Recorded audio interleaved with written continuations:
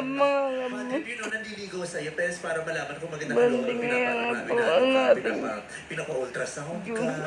Tinitingnan ang kalooban mo kung may mga bagay Mama, na yung bibili tayo ng ganun ang requirement.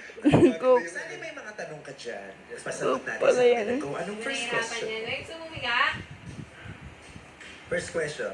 Conservative ka ba? Coke. Ano ang conservative na babae para sa iyo? Ito ko na maligo. At ano yung konsepto ba ng conservative woman? Inom lang Para po kasi sa akin, tayo. dalawa po ang klase ng pagiging conservative. Conservative manamit o conservative sa relasyon. Conservative po manamit, siguro po hindi po. Pagdating po sa akin. Kasi kita nyo nga po, nakaslit po tayo. At the same time, yun nga po, mahilig po ako sa fashion, and crop top, talagang ina-explore ko po lahat.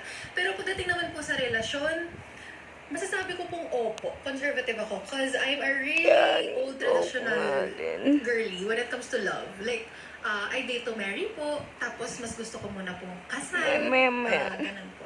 Ganun po ang klase ng conservative sa opinion ko lang naman po. So, mamaya na. Ikaw naman.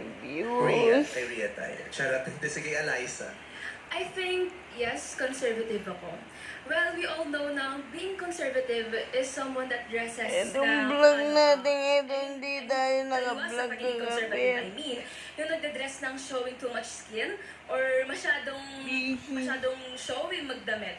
But in my own definition, ang pagiging conservative ay yung pagiging reserved mo.